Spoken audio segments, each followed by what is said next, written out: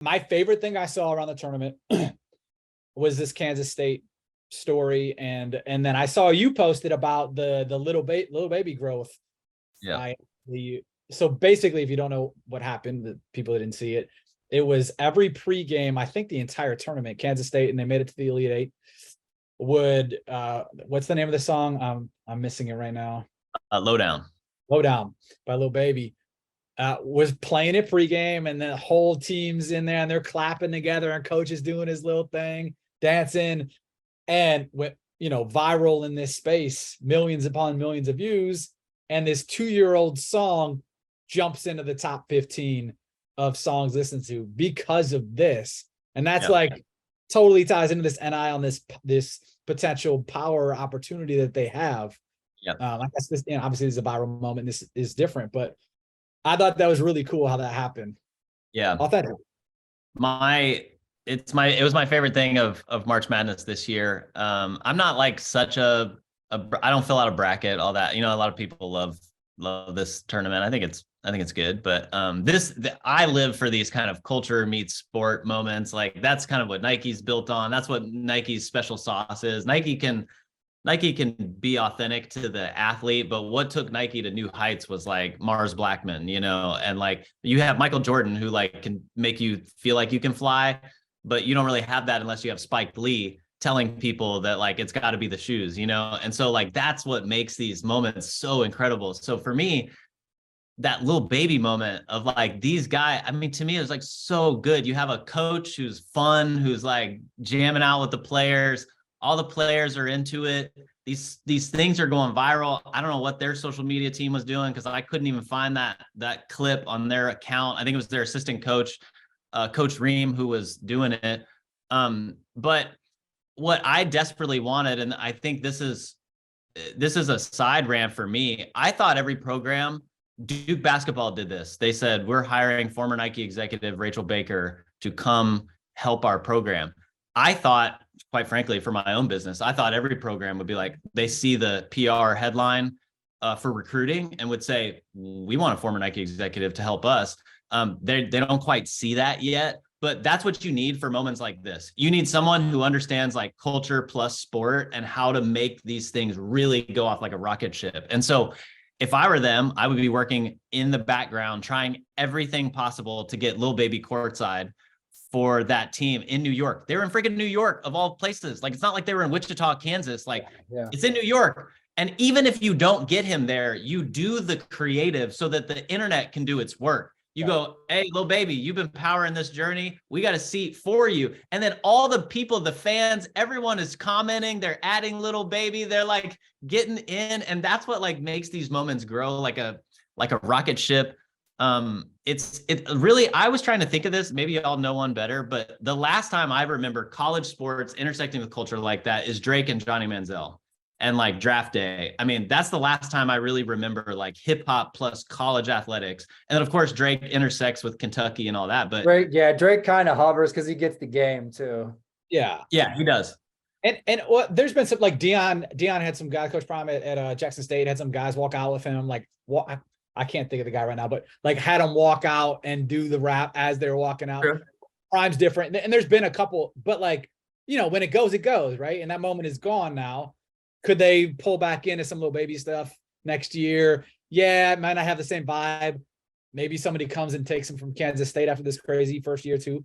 But yeah. I totally agree. I also think if your Baby's team, and I don't know what record label he signed to, like, what are you doing? Like even the thing he added to his story was just like, Lil Baby hits top 20.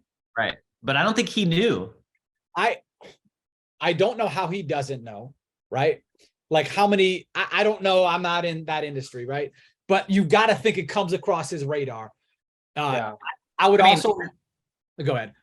Well, I saw in the comments, a couple people said Kansas State effect, but like, honestly, I mean, look, I haven't gone on tour with any hip hop artists recently, but like, I don't, if he's not in basketball, I mean, let's be honest, like it's Kansas State playing like FAU, like nobody, if you're not deep into college basketball, you're not really watching. It's CBS. Again, to my point, it's kind of like CBS who's reposting this. So I could see how it like maybe wouldn't be there. And that's why I was like pushing the team to like, you got to make him see it, Agreed. But when it gets that big, because like that was everywhere. If you're a sports person, you see it.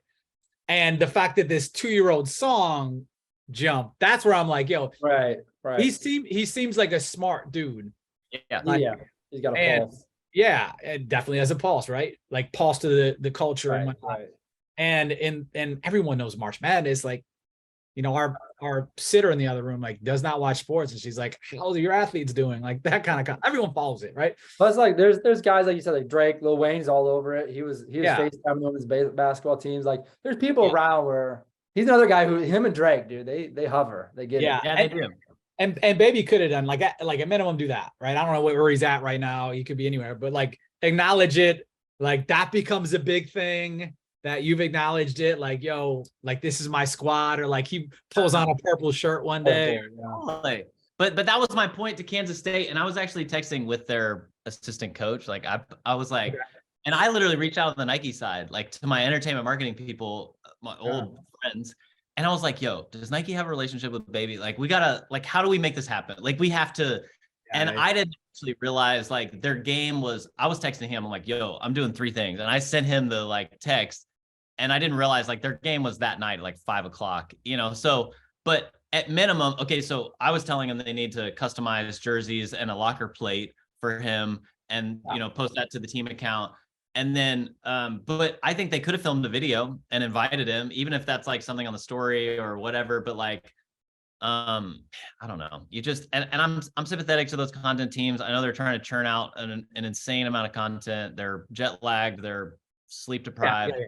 But these are the things. I mean, this is Nike. So you know, I've done a video on this, but like Nike is the things that make like Nike marketing at the moment are being able to capitalize on those short windows of time that are so few and far between. When you have like sport meets culture, and classically when you have a big sport moment is what we call them, you know, but basically just like a game that transcends the game itself into like pop culture. And that's then when you have to strike. And so that requires you have what, 12 hours, 24 hours, like the media cycle is so quick that you have to jump on it right then to do something. And, you know, like you said too, it was, I mean, the game was that night. It's a 48-hour window in this case. Like you've only got, it comes out if they win that game, because it came out during the first game, right? I believe of the Sweet 16. If they win, then they got another game 48 hours later, and you got to figure out a way to pull something off. And I know it's tough, and maybe people tried somewhere on either side. I don't know. Yeah. Maybe. But it would have been great to be able to pull that together. I still think they could do something. And you're so like basketball and hip hop are so intertwined culturally that something should happen. Who knows?